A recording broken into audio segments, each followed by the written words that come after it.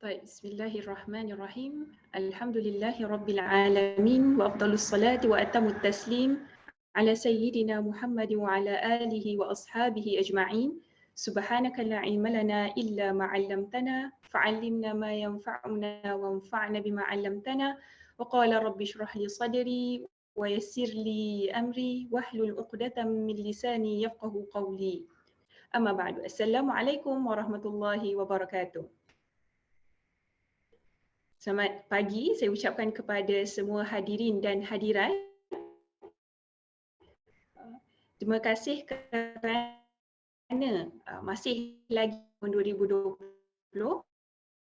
Ini merupakan sesi kedua untuk hari ini. So insya-Allah saya akan kita akan sama-sama membicarakan dan tentang kisah Nabi Musa alaihissalam dan Nabi Khidir alaihissalam. Kalau tadi sebelum pembentangan hari ini, sebelum di awal pagi tadi bersama Ustaz Salihin tentang kisah Ashabul Kahfi. So insya-Allah kita beralih kepada kisah yang seterusnya dalam surah Al-Kahfi, iaitu kisah Nabi Musa dan Nabi Khidir alaihissalam. So insya-Allah kita akan lihat topik-topik ini. Topik dan objektif pembentangan untuk hari ini, insya-Allah kita akan lihat kaitan kisah Nabi Musa dan Nabi Khidir alaihissalam dengan kisah Ashabul Kahfi yang tadi. Apa kaitannya antara dua kisah ini? Kemudian kita akan sama menyusuri kisah Nabi Musa bersama Nabi Khidir alaihissalam, dan di akhir nanti kita akan lihat apakah rumusan dan pengajaran yang boleh kita raih daripada kisah yang termaktub di dalam surah Al-Kahfi ini. Tapi sebelum kita teruskan, seperti tadi pagi saya ingin mengingatkan, sekiranya terdapat soalan-soalan yang khusus berkaitan dengan pembentangan pada hari ini, bolehlah dihantarkan ke ruangan Q&A. Sekiranya saya ada melontarkan soalan atau saya perlukan respons daripada antum semua, so bolehlah tuliskan respon antum atau jawapan tu di ruangan chat. So kita dapat pergunakan dua ruangan ini dengan sebaiknya, insya-Allah. Dan soalan-soalan yang diutarakan di Q&A, sebelum kita beralih kepada topik baru, saya akan lihat Q&A itu dan cuba sama-sama menjawab beberapa soalan yang boleh. So minta maaf lah sekiranya saya tak dapat menjawab semua. InsyaAllah ada masa kita akan jawablah seberapa yang boleh, insyaAllah. Terima kasih. Saya sangat mengharapkan penyertaan yang aktif daripada semua, insya-Allah. Tanpa berlengah lagi, kita mulakan dengan kaitan dulu antara kisah Nabi Musa dan Nabi Khidir alaihissalam dengan kisah Ashabul Kahfi. Cuba tadi kita ingat kembali tentang kisah Ashabul Kahfi itu ada unsur-unsur ujian dalam agama. Maksud ujian dalam agama, yang mana pemuda-pemuda yang mereka berlindung diri dalam gua Al-Kahfi itu, Ashabul Kahfi itu kan, mereka menghadapi ujian dalam mempraktikkan agama mereka, dalam mereka menjalankan ibadah mereka. So itu merupakan satu ujian dalam agama. So antara lain contoh ujian dalam agama, mungkin terdapat halangan-halangan dalam menjalankan perintah Allah, tidak dapat melakukan ibadah dengan bebas. So itu mungkin itu antara contoh ujian dalam agama. Manakala dalam kisah Nabi Musa dan Nabi Khidir alaihissalam yang akan kita bincangkan nanti, ini merupakan salah satu ujian dalam aspek ilmu, dalam bidang ilmu, yang mana kita tahu dalam Quran juga ada disebutkan wa fawqa kulli dhi ilmin alim, dan di atas orang yang berilmu tu ada yang lebih berilmu. So kita tidak boleh menyangka bahawa kita paling pandai atau kita paling tahu dalam setiap tu. Pasti ada yang lebih mahir dan lebih berpengetahuan dan lebih berilmu, mendalam ilmunya daripada kita. InsyaAllah. Baik. Kita mulakan dengan kisah Nabi Musa dan Nabi Khidir ini, dan kisah ini terbahagi kepada 4 bahagian. Yang pertama kita akan lihat pencarian Nabi Musa alaihissalam, pencarian orang alim atau Nabi Khidir. Kemudian kita beralih kepada bahagian kedua, pertemuan dengan Nabi Khidir alaihi salam. Barulah beralih kepada bermulanya pengembaraan ilmu antara mereka. Kemudian bahagian terakhir daripada kisah ini adalah perpisahan dan penjelasan. Baik, saya rasa tanpa berlengah lagi, saya pasti ramai mungkin dah pernah dengar tentang kisah Nabi Musa dan Nabi Khidir alaihissalam, betul tak? Semua dah ingat dah tentang peristiwa-peristiwa tu, dah pernah dengar kan? Tapi kita hari ini insya-Allah kita akan menyusuri apa yang ada termaktub dalam ayat-ayat Al-Quran yang diceritakan di dalam surah Al-Kahfi ini. Baik? Okay. So, bahagian yang pertama, kita mulakan dengan bahagian pertama, permulaan pengembaraan mencari Nabi Khidir alaihissalam. So, pencarian ini diceritakan dalam ayat 60 hingga ke 65 daripada surah Al-Kahfi. So ini merupakan ayat-ayat yang menceritakan tentang permulaan pencarian Nabi Musa alaihi salam. Baik, kita akan lalui ayat ini. Okay, kita akan baca bersama dan akan hayati ceritanya bersama-sama. Baik. Kita mulakan dengan ayat yang ke-60. Yang pertama, dalam pencarian Nabi Musa alaihi salam. Saya bacakan artinya. Dan ketika Nabi Musa berkata kepada temannya, aku tidak akan berhenti berjalan sehingga aku sampai di tempat pertemuan dua laut itu, atau aku berjalan terus bertahun-tahun. So kat sini nampak Nabi Musa dia ada destination yang nak dicari, nak dituju. Sekiranya sampai di tempat pertemuan dua laut, mereka akan, selagi tak jumpa tempat tu, mereka akan terus berjalan mencari. So kat sini Nabi Musa merujuk pada Nabi Musa bin Imran alaihissalam. Dan dalam perjalanan ni Nabi Musa bukan seorang tetapi berdua bersama temannya. So siapakah temannya itu? So menurut mufassir, temannya merupakan murid dan khadamnya juga, pembantunya juga, yang bernama Yusha bin Nun bin Afraim bin Yusuf alaihissalam. So mereka Nabi Musa dan temannya, yang mana temannya ni merupakan keturunan daripada Nabi Yusuf alaihissalam. So mereka berdua berjalan bersama-sama mencari tempat yang dituju, iaitu pertemuan dua laut. Okay. Baik, pertemuan dua laut ni kat mana tu sebenarnya kan? So ini menurut beberapa pendapat di kalangan ulama, pertemuan dua laut tu merujuk kepada Laut Parsi dan Laut Rom, atau dikenali sebagai Laut Hindi dan Laut Merah di kawasan Babul Mandab.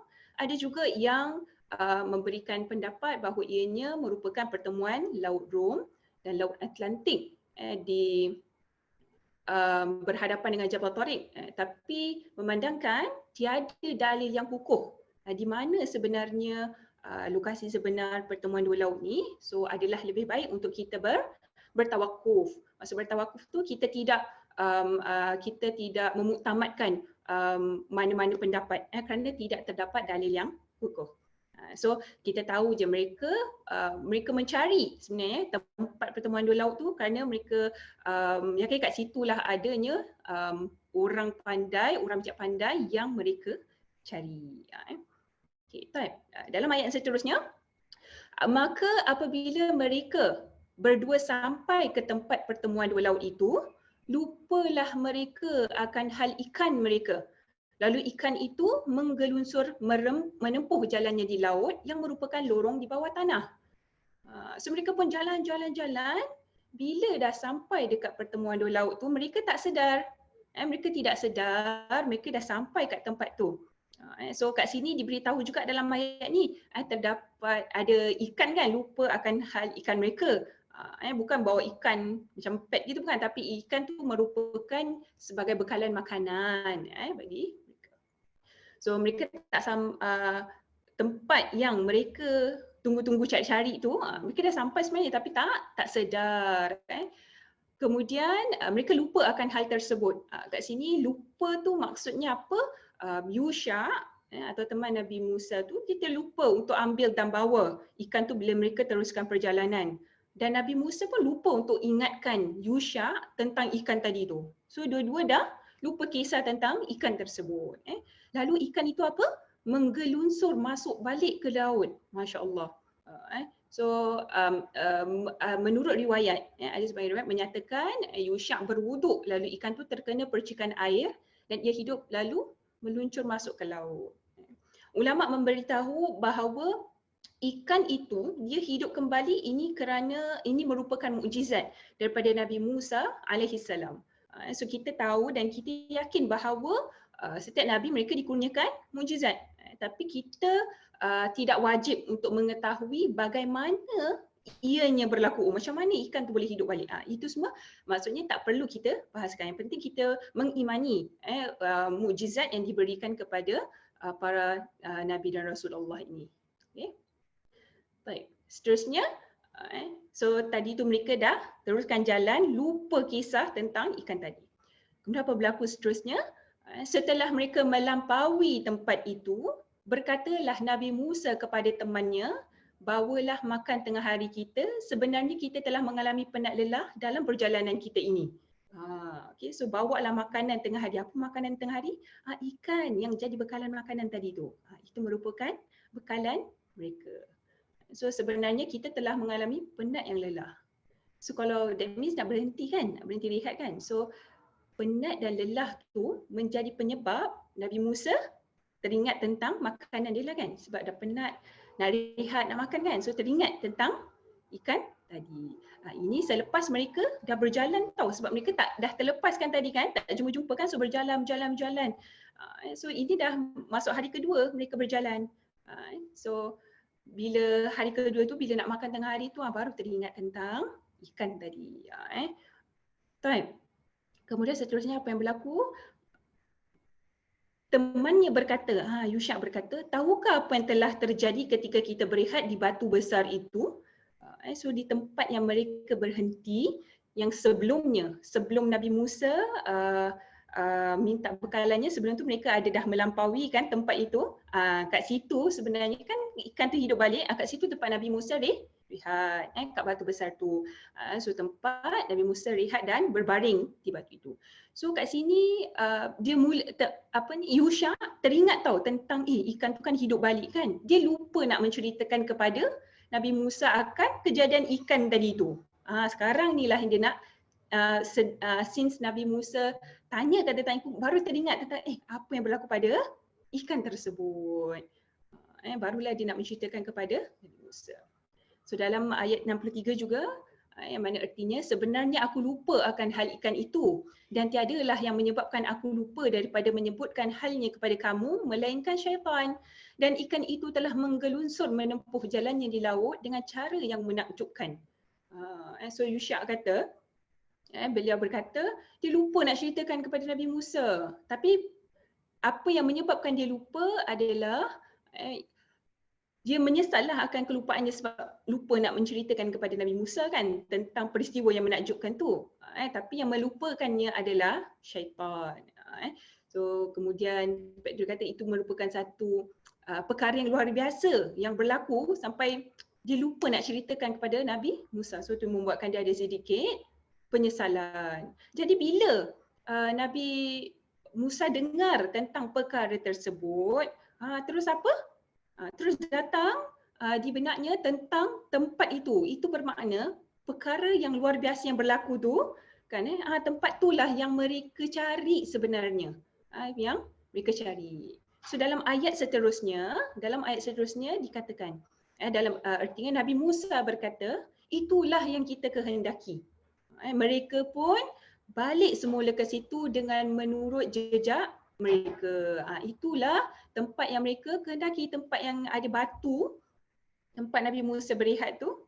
Mereka patah balik ke situ kerana terdapat petanda kewujudan orang yang dicari di situ. Tempat tu perkara luar biasa happen kan? Jadi mereka patah balik ke tempat demikian. So mereka dah melepasikan, so mereka berpatah semula. Dalam ayat yang seterusnya, lalu mereka dapati seorang dari hamba-hamba kami yang telah kami kurniakan kepadanya rahmat dari kami dan kami telah mengajarnya sejenis ilmu dari sisi kami. So di sini Nabi Khidir alaihi salam yang merupakan orang yang dicari oleh Nabi Musa tu kan. So kat situlah mereka berjumpa dengan Nabi Khidir alaihissalam. So menurut ulama namanya adalah Balia bin Malkan. Balia bin Malkan, tapi dikenali sebagai Khidir, dikenali sebagai Nabi Khidir alaihissalam. So kat sini dalam ayat ni boleh juga kita nampak, boleh kita lihat bahawa Nabi Khidir telah diberikan oleh Allah Subhanahu Wa Taala rahmat. Rahmat yakni telah rahmat kat sini bermaksud kuasa, wahyu dan kenabian yang diberikan ilmu yang dari sisi Allah. Sejenis ilmu dari sisi kami kan. So apa yang dimaksudkan dengan ilmu itu? Iaitu ilmu laduni, ilmu daripada sisi Allah Subhanahu Wa Taala. Ini perkara-perkara tentang perkara-perkara gaib, perkara-perkara yang diajarkan, yang Allah ajarkan kepada hamba-hambanya yang Allah pilih, yang terpilih, dan Nabi Khidir alaihissalam diberikan kelebihan ilmu tersebut. So disebabkan itulah Allah perintahkan Nabi Musa untuk belajar dengan Nabi Khidir, yang mana Nabi Khidir itu dah diberikan kelebihan ilmu tersebut. So alhamdulillah akhirnya mereka berjayalah mencari dan berjumpa dengan apa yang dicari-cari selama ini. Baik, sebelum kita teruskan kisah ini, so saya akan lihat Okey, baik. Sekiranya siapa ada soalan, so boleh hantarkan. So, baik. Okey. Kalau tak ada soalan, kita teruskan Kita teruskan dengan pertemuan dengan Nabi Khidir alaihissalam. Pertemuan dengan Nabi Khidir alaihissalam. Baik, cerita ini termaktub dalam surah Al-Kahfi ayat 66 hingga ayat 70. 66 hingga ayat 70. Dia ada beberapa ayat di sini. So kita akan seperti tadi, kita akan menyusurinya satu persatu seperti tadi. So sekiranya ada soalan-soalan, so boleh hantarkan ke ruangan Q&A. So sebelum kita beralih nanti, kita akan lihat apa soalan-soalannya. Alright, baik. Okey. Okey, kat sini sebelum kita mulakan ada satu soalan yang bertanyakan daripada Haziq. Ustazah mungkin soalan. Okey, kehilangan ikan disebabkan Nabi Musa dan Nabi Yusyad tertidur kerana letih. So dalam Nabi Yusyad sedang duduk lalu ikan berlari kembali. Ini baik, ini terdapat riwayat tentang bagaimana ikan itu dia masuk kembali, hidup kembali, pergi ke laut, hidup kembali di laut. Itu terdapat riwayat yang berbeza-beza. Itu antara riwayat yang ada, tapi walau bagaimanapun kita tidak dapat itu cuma satu kita kata aspek pentafsiran ayat tersebut saja. So mungkin ada terdapat riwayat-riwayat yang berbeza. Baik. Okey. Kita teruskan dengan yang kedua. Saya harap saya menjawab soalan tadi tu. Baik. Baik. Kita teruskan dengan yang seterusnya. Pertemuan dengan Nabi Khidir alaihissalam. Pertemuan dengan Nabi Khidir alaihissalam, yang mana Nabi Musa berkata, so Nabi Musa berkata kepadanya, bolehkah aku mengikutmu dengan syarat engkau mengajarku dari apa yang telah diajarkan oleh Allah kepadamu, ilmu yang menjadi petunjuk bagiku. So di sini apabila Nabi Musa bertemu dengan Nabi Khidir, apa yang Nabi Musa minta yang pertama? Minta keizinan. Bolehkah aku mengikutmu? Kat sini merupakan antara adab seorang murid yang ingin belajar pada gurunya. So dia minta izin dahulu, boleh untuk datang belajar, untuk bersama-sama. So dengan syarat engkau mengajarku, sebab Nabi Musa ingin belajar dengan Nabi Khidir, kemudian dia bertanya dahulu, meminta izin. So kat sini Nabi maksudnya saya minta izin untuk belajar, tapi kamu ajarkanlah kepada saya. Macam tu.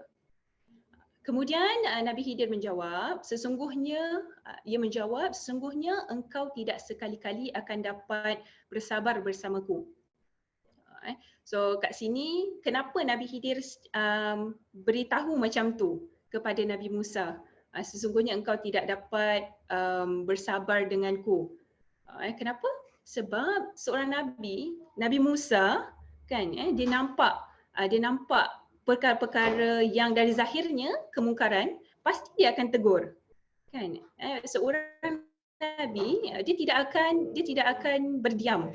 Tidak akan berdiam bila nampak sesuatu atau kemungkaran yang berlaku. Pasti akan ditegurnya. Itu yang Nabi Khidir dah boleh nampakkan, mesti kalau ada kesalahan mesti akan ditegur. So itu yang dikatakan dalam ayat ini, dan bagaimana engkau akan sabar terhadap perkara yang engkau tidak mengetahuinya secara meliputi. Maksudnya macam mana kamu akan bersabar sedangkan kamu tak tahu apa yang akan aku lakukan, kenapa? Kamu tak akan dapat bersabar. So tapi apa yang Nabi Musa jawab? Kalau bila Nabi Khidir kata kamu tak akan dapat bersabar, so apa yang akan dikatakan oleh Nabi Musa? Okay. So Nabi Musa pun berkata, engkau akan dapati aku insya-Allah orang yang sabar dan aku tidak akan membantah sebarang perintahmu. Ia menjawab, sekiranya engkau mengikutku, maka janganlah engkau bertanya kepadaku akan sesuatu pun sehingga aku ceritakan halnya kepada kamu. So di sini, apa yang kita lihat, Nabi Musa alaihissalam dia menuruti perintah tersebut. Jangan bertanya, okey, jangan bertanya. So itu menunjukkan apa? Okay, sebabkan Nabi Musa nak sangat belajar, tak apalah apa pun syarat yang dikenakan oleh gurunya, dia akan cuba ikut, patuhi. Itu menunjukkan kesungguhan Nabi Musa untuk belajar. So tak apa pun syarat dikenakan, dia tetap akan cuba usahakan dan akan terus belajar. Tapi dikaitkanlah janji tu, dia akan usaha azam tu kaitkan dengan insya-Allah. So dikaitkan dengan kehendak Allah dan kesabaran. So maksudnya apa? Bila kita gunakan perkataan insya-Allah, so kita gunakan dengan bila kita betul-betul berazam. Bukan kita tak ada niat, memang tak nak buat atau tak ada niat, kita katakan insya-Allah. Itu satu penggunaan dalam konteks yang salah. Right? So kita gunakan insya-Allah bila kita betul-betul berhasrat, betul-betul berazam untuk lakukan perkara tersebut.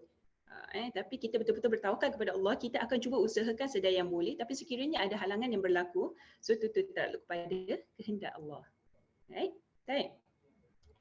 So kemudian bila Nabi Musa dah agree kan, untuk ikut syarat Nabi Khidir, kemudian Nabi Khidir katakan, sekiranya engkau mengikutku, janganlah engkau bertanya kepadaku satu pun. Sehingga aku ceritakan halnya kepada kamu. Jangan bertanya, tunggu sehingga Nabi Khidir ni akan yang menjelaskan. So Nabi Khidir juga mengenakan syarat juga, syarat untuk tidak bertanya. Okay. Tapi sekarang kita tak ada syarat untuk tidak bertanya kan? Okay, jadi saya perlukan, saya nak lontarkan pertanyaan kepada antum semua. So agak-agaknya apakah yang ingin dipelajari oleh Nabi Musa alaihissalam? Tidakkah ilmunya sebagai seorang rasul mencukupi? Apa lagi yang Nabi Musa nak belajar? Kita tahu Nabi kan, mesti mereka dah dibekalkan dengan ilmu-ilmu. So apa yang nak dipelajarkan? Mungkin boleh hantarkan jawapan-jawapan anda atau mungkin agak apalah yang akan dibelajarkan dalam yang dalam peristiwa ini. So ilmu laduni, seperti yang tadi disebutkan, seorang pelajar Faizal berkatakan ilmu ladunia, ilmu ghaib yang tadi yang Allah berikan kepada Nabi Khidir kan. Baik. Tentang belajar ilmu ghaib, so ramai tentang ilmu ghaib. So kat sini so kita tahu. Terima kasih semua berikan respon. Terima kasih. Ilmu ghaib, macam mana nak belajar sabar, nak belajar Rashid Said. Rashid mengatakan macam mana nak belajar sabar. Sebab tadi daripada awal tadi dah diberikan bayangan kan, perlu sabar apa dan sebagainya kan. So itu juga merupakan sebahagian yang boleh dipelajari. Kemudian mungkin menitik beratkan fikir dahulu sebelum bertindak. Ni pandangan daripada Imran. Terima kasih. Ada juga yang mengatakan Azalia, mungkin ada yang sebab Allah beritahu ada yang lebih berilmu dari Nabi Musa, justru dia nak belajar juga ilmu itu untuk melengkapkan ilmu yang ada dalam dirinya. Baik. Tentang di sini ada yang Nur Rashikin kata Allah nak tunjukkan pada Nabi Musa bahawa Nabi Khidir mempunyai ilmu yang lebih daripada dia. So, terima kasih atas respon yang diberikan tentang belajar macam-macam. Masya Allah, belajar tentang kerendahan hati, tentang takabur. So Masya Allah. Terima kasih kepada yang memberikan respon-respon anda. Saya sangat menghargainya. Terima kasih. So kita lihat, so apa yang seperti mana yang antum dah berikan jawapan-jawapannya, sangat tepat. So Nabi Khidir ternyata diberikan ilmu yang tidak diajarkan kepada Nabi Musa alaihissalam. Begitu juga dengan sebaliknya, ada juga sebahagian ilmu yang diberikan kepada Nabi Musa, tidak diberikan kepada Nabi Khidir. Tapi dalam konteks ini, Nabi Musa merendahkan dirinya walaupun dia ada ilmu, tapi beliau tahu ada lagi bahagian-bahagian ilmu, banyak lagi ilmu-ilmu yang tidak lagi beliau pelajari. So Nabi Musa dengan ilmu yang ada merendahkan dirinya untuk menimba ilmu pengetahuan yang ada pada Nabi Khidir alaihissalam. So saya pasti terdapat banyak aspek, bukan saja ilmu yang betul-betul yang dicari tu, tetapi boleh juga belajar daripada ilmu-ilmu dari aspek akhlak, adab seperti mana yang antum berikan jawapan tadi tentang rendah hati, sabar, sebagainya. So terlalu banyak sangat pelajaran yang boleh diraih daripada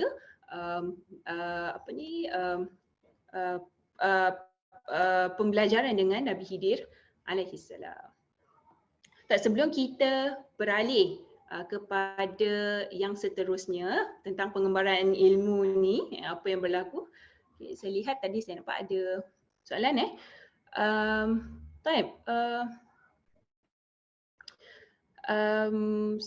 soalan daripada Yasmin Abdullah, terima kasih. Beliau bertanyakan, ada tak ulama mengatakan berapa lama perjalanannya sebelum dia berjumpa Nabi Khidir alaihissalam? So kat sini dalam kupasan-kupasan tafsir saya tidak mungkin saya ada riwayat-riwayat lain yang tidak saya baca atau sebagainya, tapi apa yang saya baca tidak diberitahu secara spesifik lah berapa lama sebelum perjalanan tu sebelum berjumpa Nabi Khidir alaihissalam. Cuma berdasarkan apa yang telah disebutkan dalam Al-Quran, dalam masa beberapa hari tu yang selepas mereka melewati tempat pertemuan dua laut tu keesokan harinya kan, so mungkin perjalanannya dalam satu hari, tapi jauhnya tu wallahu alam, kita tak tahu berapa jauh perjalanan tu tapi dalam perjalanan tu sebab mereka berjalan kan, so dia mengambil masa yang agak lama lah, mungkin 1 hari 2 hari macam tu. Tapi untuk yang exactly berapa lama atau berapa jauh perjalanannya itu tidak diketahui. Baik. Terima kasih bertanya. Okey.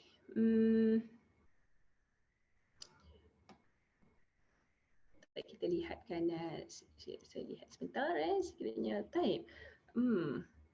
Okay, ada yang memberikan pandangan daripada saudara Ahmad Nawawi. Beliau mengatakan harus ada effort untuk belajar sesuatu. Betul, tak ada perkara yang datang secara senang dan dia datang berkulit seperti itu sajalah. Perlu ada usaha, usaha yang bersungguh-sungguh. Kemudian pelajar Imran mengatakan mungkin aspek menguasai ilmu tidak terletak pada pangkat, jawatan maupun usia. Itu sangat tepat sekali.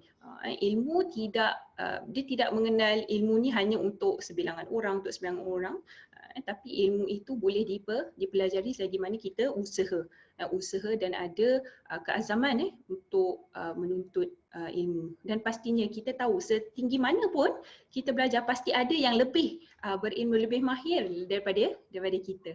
Alright, time. Okey. Semua dah ready nak masuk pengembaraan ilmu Nabi Musa dengan Nabi Khidir alaihissalam.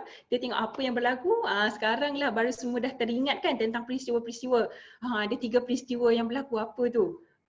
Okey, mana datang dulu, apa yang berlaku, apa penjelasannya, mungkin sekarang semua dah bermain di fikiran. Okey, kita lihat sebagaimana dikupaskan dalam ayat Al-Quran. Alright. Baik.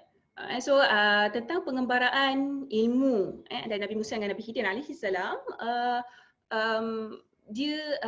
cerita ini termaktub dalam ayat 71 hingga 78 daripada surah Al-Kahfi. Kalau kita lihat dalam ayat ni, kalau tadi kan Nabi Musa bersama temannya Yusha, betul kan? Tapi dalam pengembaraan ilmu seterusnya di dalam Al-Quran, dia cuma merujuk pada karakter dia sekarang jadi Nabi Musa dan Nabi Khidir karakternya. So dua rujukan ni adalah Nabi Musa dengan Nabi Khidir. Baik. So ayatnya kita lihat ayat yang 71. Ni pengembaraan bermula. Lalu berjalanlah keduanya sehingga apabila mereka naik ke sebuah perahu, ia membocorkannya. So Nabi Musa berkata, patutkah engkau membocorkannya sedang akibat perbuatan itu menenggelamkan penumpang-penumpangnya? Sesungguhnya engkau telah melakukan satu perkara yang besar. Ini yang pertama. Peristiwa yang pertama tentang sampan atau perahu yang dibocorkan oleh Nabi Khidir alaihi salam. Tapi so Nabi Khidir tanya kat sini kan, mereka mereka naik ke sebuah perahu. Ketika penduduk tu mereka nampak Nabi Khidir, dan Nabi Khidir memang terkenal sebagai seorang yang alim, So bila nampak Nabi Khidir, mereka membenarkan Nabi Khidir dengan Nabi Musa tu untuk naik perahu tu tanpa ada bayaran atau upahan. Tak apa, mereka seolah macam mengalu-alukan untuk Nabi Musa dan Nabi Khidir naik ke perahu tersebut. Tapi apa yang berlaku? Nabi Khidir membocorkannya, iaitu melubangi dinding kapal itu dengan sebuah kapak ketika laut sedang bergelora. So apa yang berlaku? So Nabi Musa berasa cemas. Nabi Musa berasa cemas, lalu menanggalkan baju dia, cepat-cepat dia tutupkan lubang itu agar air tak masuk. Sebab terperanjat kan, mungkin dalam keadaan yang tak disangka-sangka. So Nabi Musa pun mungkin secara naturalnya tertanyalah kan, kau telah melakukan satu perkara yang besar.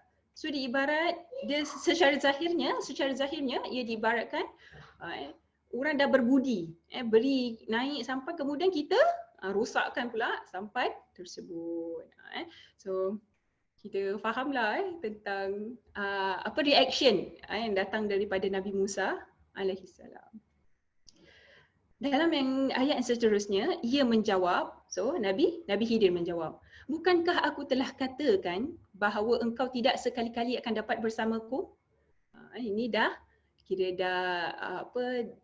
expected lah daripada Nabi Khidir, dah expected mesti Nabi Musa akan bertanyakan tentang perkara yang dilakukan. So Nabi Musa pun berkata, janganlah engkau marah akan daku disebabkan aku lupa, dan janganlah engkau memberatkanku dengan sebarang kesukaran dalam urusanku. Oh, lupa, sorry lah. Itu mungkin perkara yang spontaneous kan, okay, sorry, lupa. So minta maaf. So Nabi Musa pun minta maaf dengan harapan dapat teruskan pengembaraan mereka. Baru di permulaan. Kemudian yang seterusnya, yang pertama tadi tentang sampan yang perahu tu kan. Okay, kemudian yang seterusnya, kemudian keduanya berjalan lagi. Bila dah turun daripada perahu tu, mereka berjalan lagi sehingga apabila mereka bertemu dengan seorang pemuda lalu ia membunuhnya. Kat sini disebut sebagai fata, pemuda, tapi dimaksudkan adalah kanak-kanak. So ia membunuhnya. So kat sini kalau kita lihat dalam ayatnya, dia letak faqatalahu. So kat situ diletak maksud faqatalahu tu, dia membawa erti lah. Bawa erti bila je bertemu dengan kanak-kanak tadi tu tanpa lengah, tidak ada pertanyaan, tidak menyelidik, terus tanpa ada lengah, Nabi Khidir terus bunuh kanak-kanak tadi tu. So sekali lagi Nabi Musa berkata, patutkah engkau membunuh satu jiwa yang bersih, yang tidak berdosa membunuh orang? Sesungguhnya engkau telah melakukan satu perbuatan yang mungkar. Wah, kali ni lebih dahsyat. Kan kalau tadi perahu tu dilubangkan, maksudnya ia tidak, perahu kan yang dilubangkan, tapi akhirnya mereka selamat sampai tak? Mereka selamat sampai. Maksudnya tidak ada kecederaan, tidak ada kemudaratan yang berlaku, melainkan perahu tu dilubangkan. Kali ini melibatkan nyawa, pembunuhan nyawa. Pastinya kan, secara nasional kita akan jadi lebih dahsyat daripada yang tadi tu. Itu yang membuatkan Nabi Musa bertanya. Terus bertanyakan kenapa lakukan perkara tersebut. Apa agaknya jawapan Nabi Khidir? Apa agaknya jawapan Nabi Khidir kepada Nabi Musa alaihissalam? Tadi pertama dia cakap kan, kamu tak akan dapat sabar kan dengan aku? Yang seterusnya apa yang Nabi Khidir cakapkan? So Nabi Khidir menjawab, bukankah aku telah katakan kepada siapa? Kepadamu. Kepadamu wahai Musa, bahawa engkau tidak sekali-kali akan dapat bersabar bersamaku. Sama. Jawapannya sama, tapi kali ini ada penekanan. Kat situ Nabi Khidir emphasizekan, tekankan, telah aku katakan kepadamu. Kalau dalam ayat yang 70 tadi tu, 72 sebelum ni, ayat sama jawapan yang diberikan tapi tak ada kepadamu. Kat sini ada penambahan, ayat yang kali ni ada penambahan kepadamu. Maksudnya dia nak mengkhususkan. Kan telah aku katakan kepadamu wahai Musa. Bukan katakan kepada orang lain tapi kepadamu. Telah aku katakan kepadamu wahai Musa. So kat situ ada emphasis di situ. Masya Allah. Kemudian apa agaknya jawapan Nabi Musa? Apa agaknya jawapan Nabi Musa? Kalau tadi cakap maafkan sebab lupa kan? So kali ni apa jawapan yang diberikan oleh Nabi Musa? So dalam ayat 76 Nabi Musa berkata, jika aku bertanya kepadamu tentang sebarang perkara sesudah ini, maka janganlah engkau jadikan daku sahabatmu lagi. Sesungguhnya engkau telah cukup mendapat alasan berbuat demikian disebabkan pertanyaan dan bantahanku.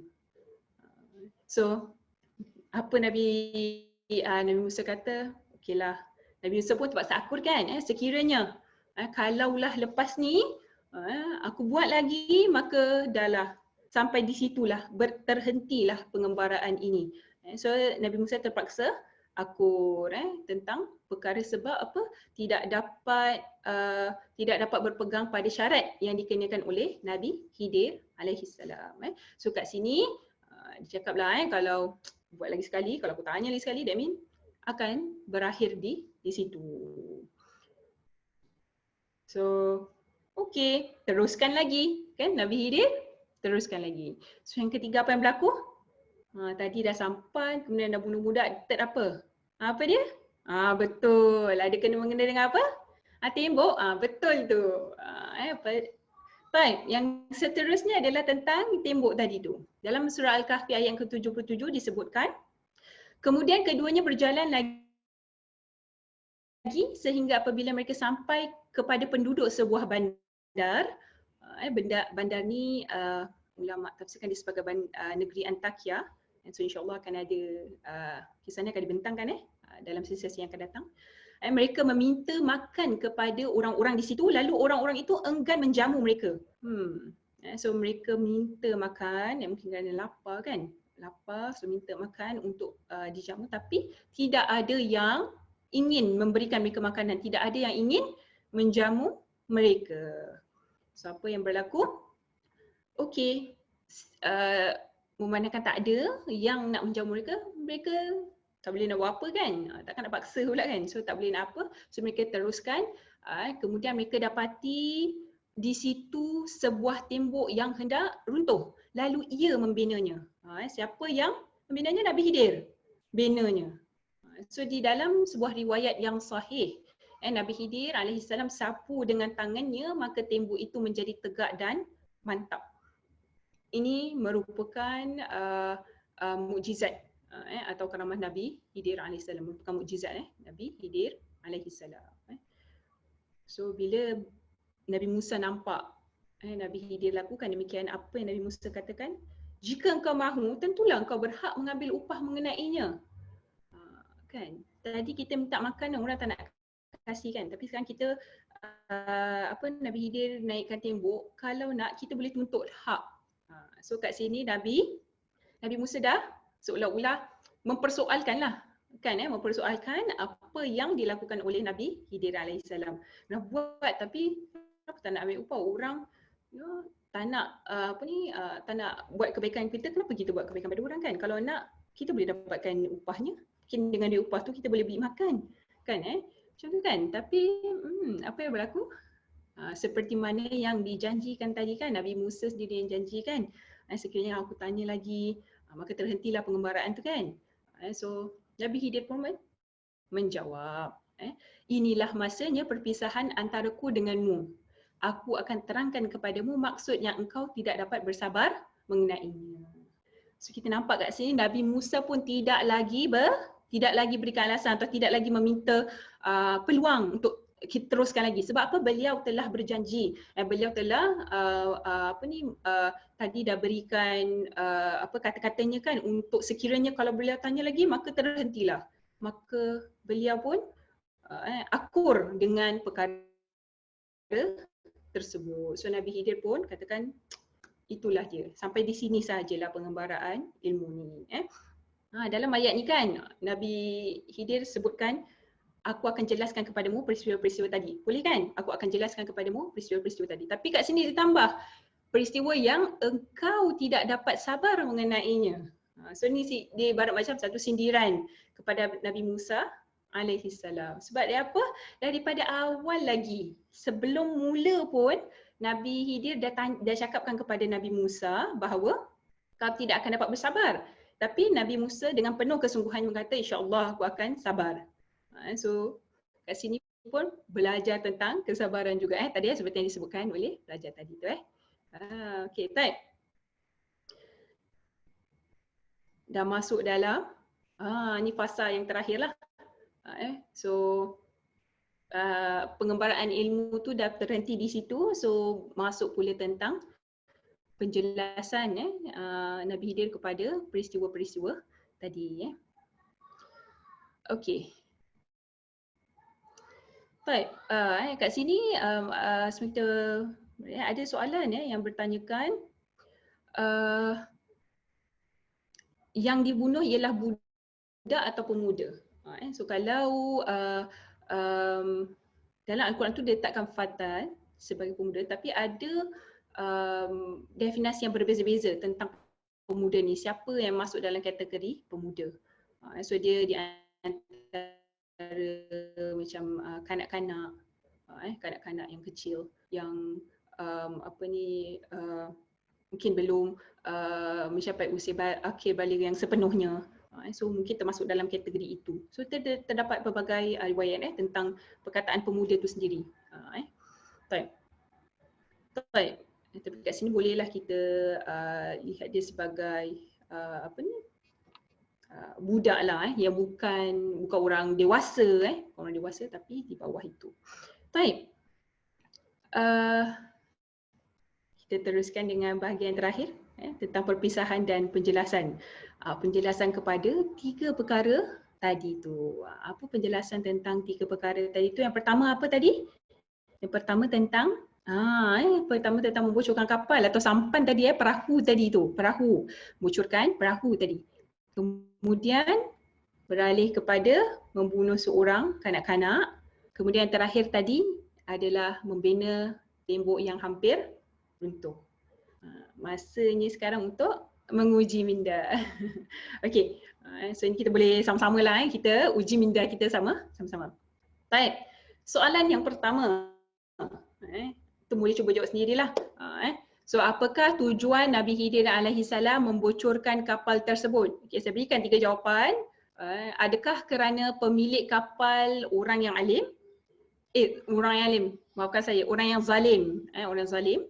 Atau kerana dengki dan sengaja ingin mencacatkan kapal tersebut, atau untuk melindungi hak pemilik kapal yang miskin dari raja yang zalim. Ni mungkin ada yang nak hantar jawapan, sebenarnya hantar dah jawapan dah. C Wah, ramai yang berikan jawapannya C. Betul ke C? Tapi ada juga yang tadi jawab A tau. Nampaknya semua jawab C ni. Okey, betul ke jawapan dia C? Okey, kita lihat. Tinggal A dengan C. Ada kemungkinan betul tu. Adanya probability untuk jadi betul tu besarlah. Tepat sekali. Jawapannya adalah C.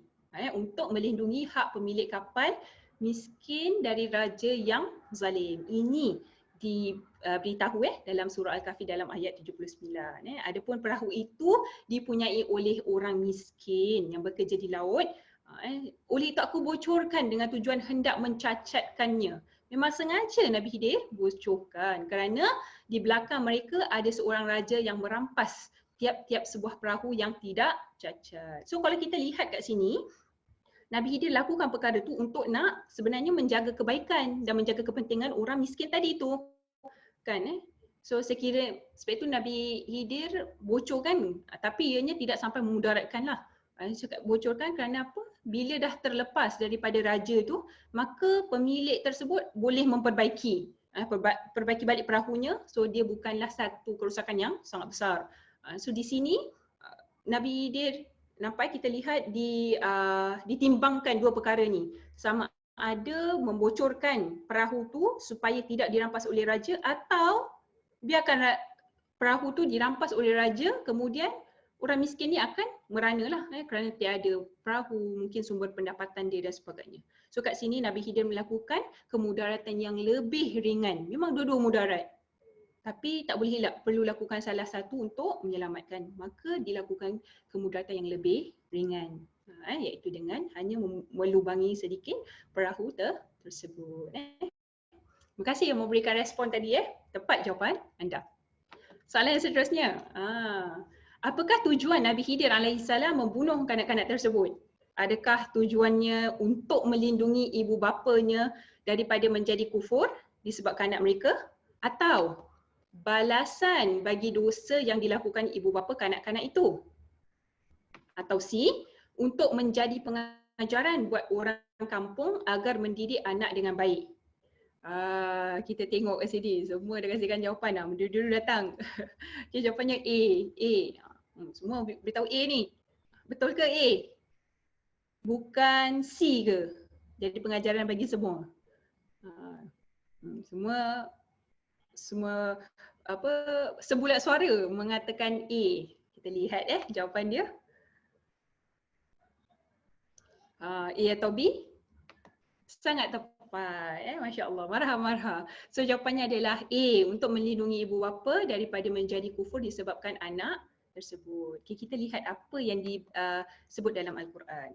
Disebutkan, adapun pemuda itu, kedua ibu bapanya adalah orang-orang yang beriman. Maka kami bimbang bahawa ia akan mendesak mereka melakukan perbuatan yang zalim dan kufur. Oleh itu, kami ingin supaya Tuhan mereka gantikan bagi mereka anak yang lebih baik daripadanya tentang kebersihan jiwa dan lebih mesra kasih sayangnya. So kat sini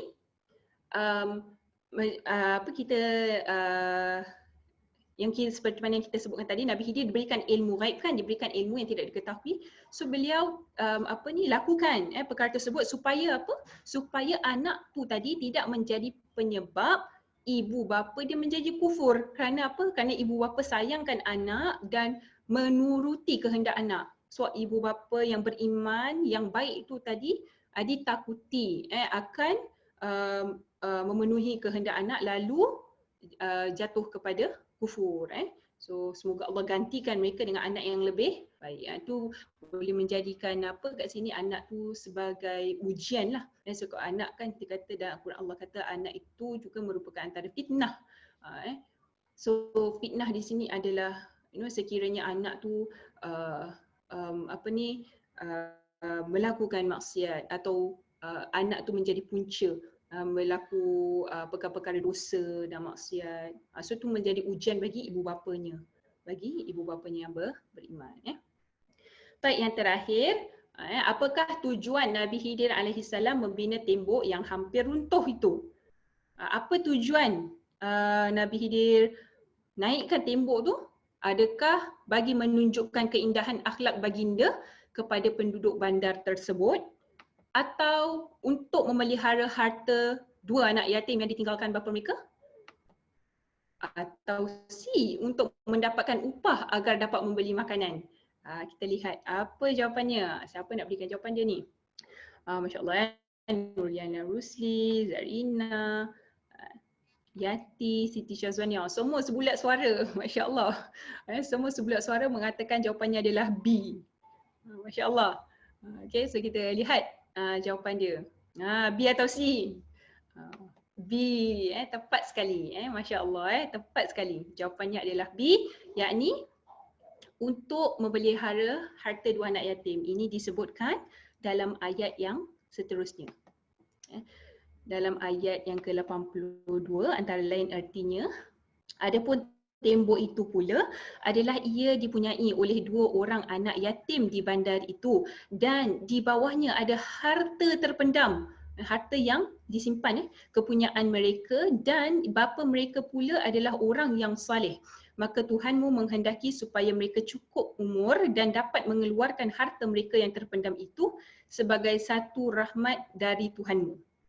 So di sini sekiranya tembok tadi itu roboh, pasti harta tu akan ditemui dan mungkin diambil oleh orang lain. Sedangkan Allah ingin memelihara hak kedua anak tadi itu. Sebabkan apa? Bapa mereka adalah orang yang soleh, di kalangan orang yang soleh. So dengan cara itu seorang tidak dapat, orang awam ni tak dapat tak dapat detect lah ada harta di bawah itu. Ini antara cara bagaimana Allah memelihara hak anak tersebut. Okay. So maka di akhirnya Nabi Khidir pun berkata, dan aku tidak melakukannya menurut fikiranku sendiri. Kerana ini semua adalah, of course, ini semua adalah satu pemberitahuan daripada Allah Subhanahu Wa Taala. Dan demikianlah penjelasan tentang maksud dan tujuan perkara-perkara yang engkau tidak dapat bersabar mengenainya. So itu adalah penjelasan-penjelasan. Tapi akhirnya walaupun pengembaraan itu terhenti di situ, tapi banyak tak pelajaran yang dapat diraih. Masya Allah, kita sendiri nampak banyak sangat pelajaran yang boleh diraih kan. Sebagaimana yang tadi antum ceritakan kan, sharekan macam-macam yang boleh belajar kan. Apatah lagi kalau Nabi Musa AS yang sendiri yang melalui perkara tersebut. Pastinya banyak yang boleh dipelajari. Baik. Okey, sebelum kita beralih kepada rumusan dan pengajaran, mungkin saya boleh kita boleh bincangkan satu soalan yang dihantar oleh Siti Mariam Muhammad Harith. Kalau kita lihat cara Nabi Khidir mengajar Nabi Musa itu bercanggah dengan cara konteks sekarang, ia agak kasar dan juga brutal dengan membunuh anak kecil. Apakah hikmah yang boleh kita pelajari daripada ayat Al-Quran ini? Ini nak menunjukkan ilmu yang ada pada Nabi Khidir tidak ada pada yang lain. Kenapa beliau lakukan demikian? Tadi dah diberitahu, beliau lakukan demikian tu bukan kerana fikirannya sendiri, tapi itu semua merupakan perintah daripada Allah Subhanahu Wa Taala. Sebagai orang biasa, sebagai orang biasa kita tak akan lakukan perkara tersebut. Kerana apa? Kita menghukumkan sesuatu ikut yang zahir. Menghukumkan sesuatu ikut yang zahir. Tapi apa yang dilakukan oleh Nabi Khidir melebihi daripada perkara zahir tersebut. Yang mana beliau ada ilmu yang diberikan oleh Allah Subhanahu Wa Taala. Tapi tujuannya mungkin pendekatan tu tak sesuai untuk dilakukan sekarang ni dengan cara memang tak sesuai sebab kita memang tak tahu apa kesudahannya. Kita bukan seperti Nabi Khidir yang mempunyai ilmu tentang perkara itu. Kita tiada ilmu tentang perkara itu. Walau bagaimanapun tujuannya tetap untuk mendatangkan kebaikan. Untuk mendatangkan kebaikan. Kat sini, kalau terpaksa lakukan dua kemudaratan, maka kita pilih untuk lakukan yang lebih ringan daripadanya. So tujuannya tetap sama. Tapi of course, kita tahu pendekatan di sini berbeza disebabkan orang yang melakukan itu berbeza. Tahap ilmunya berbeza. Kelebihan yang diberikan Nabi Khidir itu tak ada pada yang lain. Okey. Ini kita kata kisah-kisah ini bukan untuk kita jadikan contoh atau untuk kita jadikan alasan untuk kita buat sesuatu sebelum kita tahu apa akibatnya. Di dalam Islam itu juga merupakan antara maqasid syariah untuk maqasid syariah untuk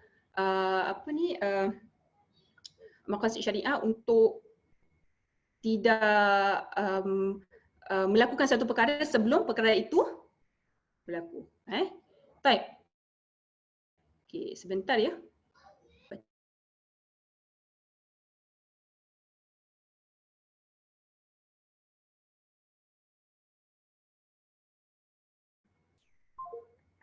Baik, kita kita lihat pengajaran, kita boleh rumuskan. So apa pengajaran yang boleh kita raih daripada surah atau kisah daripada Nabi Musa dan Nabi Khidir ini? So antaranya ialah kelebihan memahami hakikat sesuatu tu diberikan kepada Nabi Khidir yang tidak boleh dipelajari oleh sesiapa pun. Oleh itu kita tidak dapat kita kata kita tidak dapat lakukan seperti mana apa yang dilakukan oleh Nabi Khidir. Kita tak boleh jadikan sebagai alasan kerana kita tidak ada apa yang ada pada Nabi Khidir. Dan Nabi Musa mempelajari daripada ilmu Nabi Khidir tu untuk melengkapkan ilmu yang ada pada Nabi Musa alaihi salam. So, kemudian sifat tawaduk yang ada pada diri Nabi Musa, walaupun nak belajar lagi, nak terus belajar, dan hukumnya harus menempuh perjalanan untuk menambahkan ilmu dan untuk bertemu dengan para ulama. Begitu juga dengan galakan untuk membawa bekalan ketika berlayar, dan itu tidak menafikan sifat tawakal kepada Allah Subhanahu wa taala. Alright. Baik. Kemudian ni antara syarat-syarat ni kita dah lalui tadi apa yang dilakukan oleh Nabi Khidir alaihi salam. Dan akhir sekali harus untuk meminta makanan sekiranya berada dalam keadaan lapar dan melakukan perkara yang lebih ringan kemudahannya seperti mana yang kita dah bincangkan tadi. Baik. Saya rasa kita berhenti di sini. Saya harap semua dapat memanfaatkan daripada pengajaran yang kita bincangkan. So insyaAllah ada kesempatan kita jumpa di lain waktu. Semoga semua dapat raih manfaat daripada pembentangan ini. Itu saya akhiri dengan wabillahi taufiq wal hidayah. Wassalamualaikum warahmatullahi wabarakatuh.